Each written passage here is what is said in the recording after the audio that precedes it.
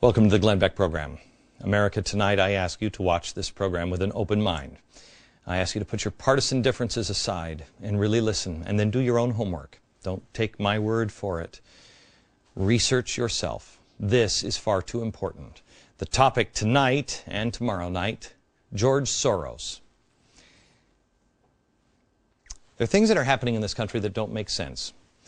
Van Jones said something that bothered me over the summer. I mean, he said a lot of things over the years that have bothered me, but one comment in particular over the summer stuck with me, and it was this. You handle the top down, but it's also bottom up and inside out. Top down, bottom up, and inside out. So now your challenge as you leave here, our challenge, is to take care of that bottom up part and that inside out part, the heart part. That's bothered me because I know who this guy is. He's a communist revolutionary, a guy who pined for the days of Stalin. The Iron Curtain went down. Something's wrong there. Well, it really bothered me until recently when I started looking into all the George Soros connections and the size and the scope of his reach. And let me tell you something. I said to you, read up on George Soros. There's plenty of ways to read about him. These are all books about George Soros, many of them written by him. So there's no shortage of information, and read them. Read them. The comment doesn't bother me anymore. I understand what it means, and that's why that comment now frightens me, and I will put it into perspective tonight and tomorrow. Pull back the curtain and reveal what that actually means, and it will terrify you. There's a couple of other things that you'll understand. First of all, in 2003, Soros and a partner funded the new $5 million liberal group, MoveOn.org. Well, MoveOn.org, what exactly is that? Well, you remember it. This is the group that originally called General Petraeus General Betrayus. It was despicable. Well, who had they tapped for the executive director of MoveOn.org? This guy, Zach Exley. I've never heard of him before. Do you know who he is? Well, he previously had trained activists for the anarchist group, the Ruckus Society. These are the riots in Seattle, helped orchestrated by this guy. More on that in just a minute. Oh, by the way, he's also a blogger for the Huffington Post, which is interesting because the Huffington Post gets money from George Soros. Oh, and he's also a fellow with the George Soros Open Society Institute. Violent radicals. Oh, and by the way, it's just not that phrase that came. George Soros has been following him as he originally funded the Ella Baker Society, or the Center for Human Rights. And then, of course, he was on the Apollo Alliance. And then when he got fired from the White House, he went to Center for American Progress, which is also funded by George Soros. Radicals. Radicals.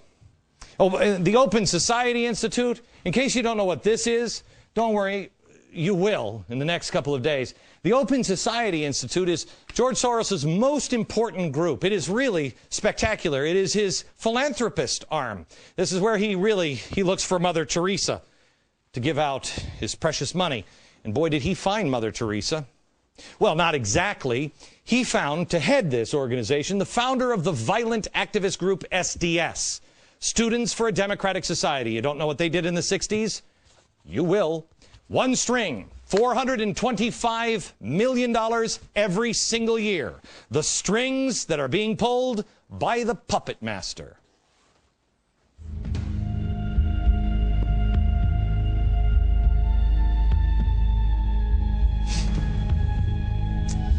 Hello, America. There are a few working parts to a puppet show.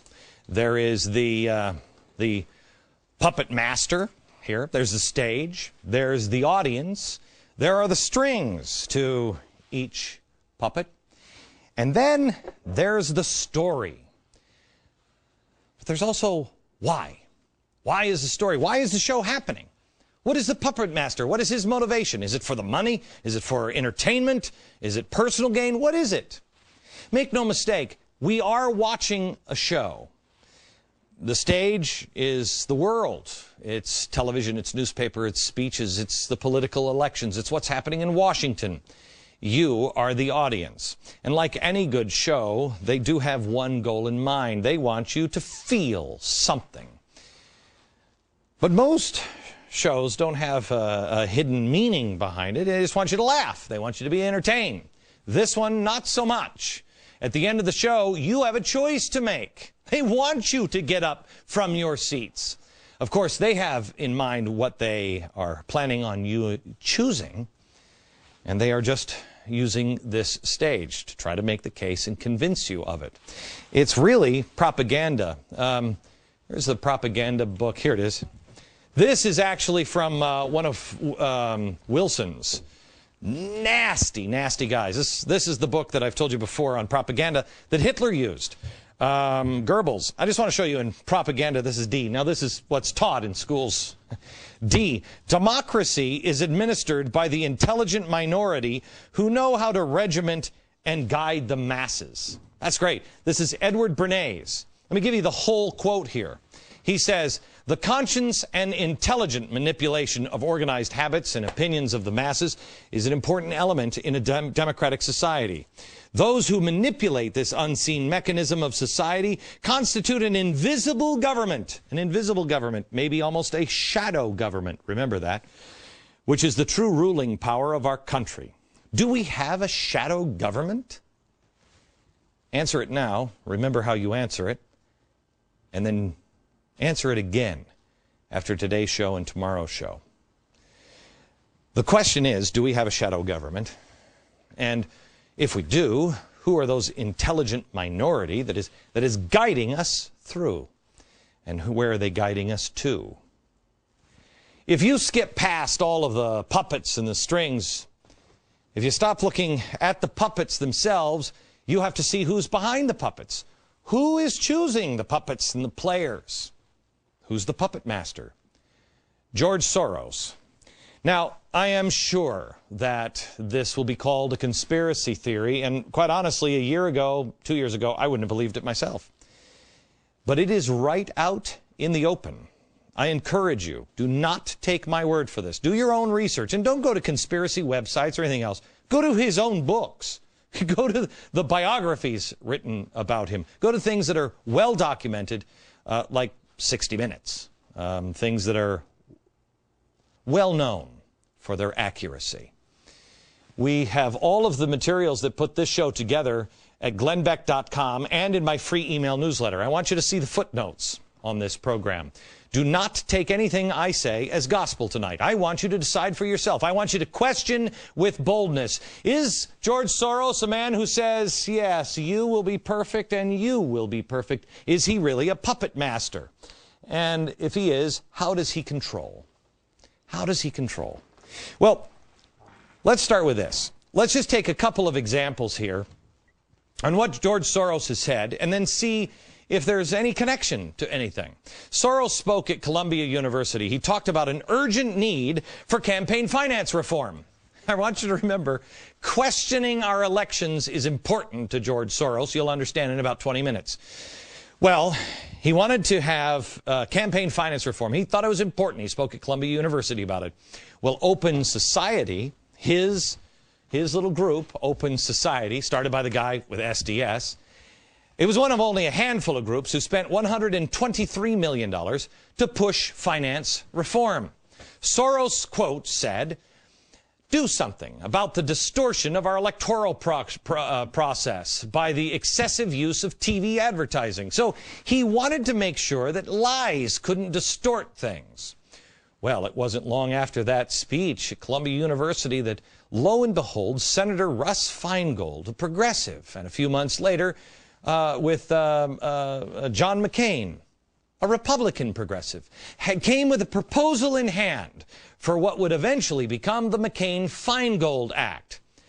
The irony, if it is that McCain-Feingold ultimately led to the explosion of 501c3 groups, which can advertise at will.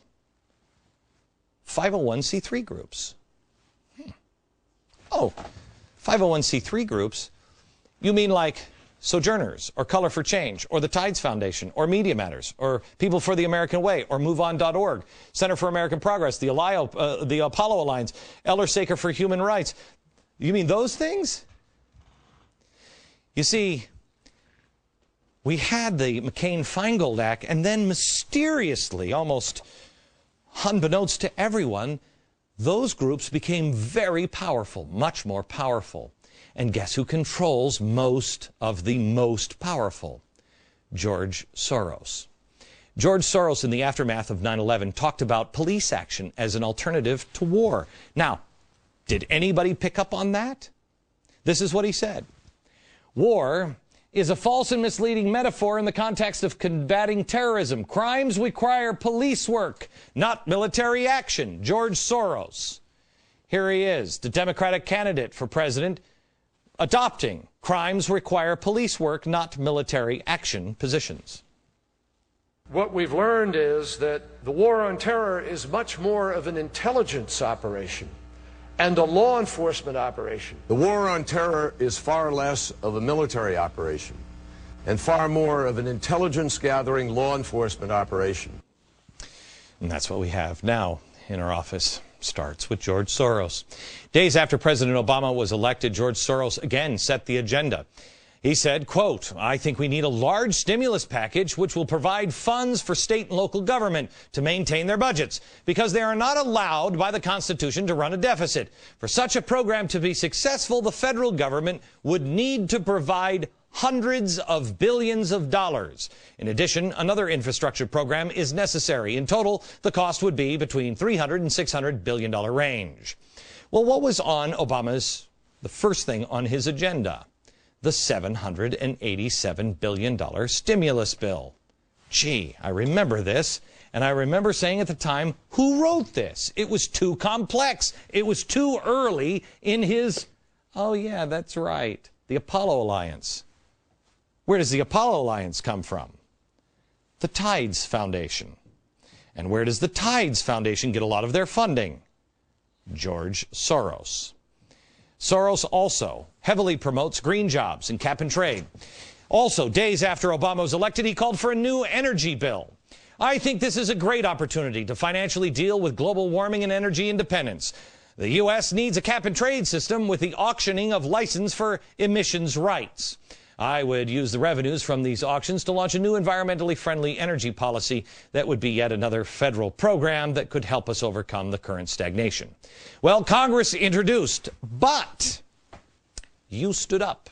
You said, "I don't think so." The audience started to revolt. Cap and trade failed. Now, through Freedom of Information Act, we find out that the Department of Energy and the EPA actually coordinated their response to damning reports on green jobs from Spain with the help of George Soros and his Center for American Progress, which gets their funding from here, George Soros. Here it is, December 9th, 2004. Also, there was this piece of information. This guy, where is Eli? Eli Pariser. There he is. He headed the Soros group, the front group, MoveOn.pac. Now, he wasn't upset that Kerry lost. Why? He explained this in an email. This is important that you understand. Quote, "In the last year, grassroots contributors like us gave more than $300 million to the Kerry campaign and the DNC and proved that the party doesn't need corporate cash to be competitive. It's now our party. We bought it, we own it, and we're going to take it back." Do you understand what just happened? George Soros got rid of all of the corporate money through McCain-Feingold, which then allowed all the 501c3s to come in. This one might help, and this one might help, and this one might help. And all the 501c3s now make the party lift their hands. The money is the string. They control everything. They tell the party what to do. You've been watching a show. You think the Democrats are still Democrats? They're not. They're not. I want you to understand there are two kinds of puppets here. The first puppet is the puppet organizations. You know, I don't know. This is the Musicians Union, and maybe this is SCIU and the AFL-CIO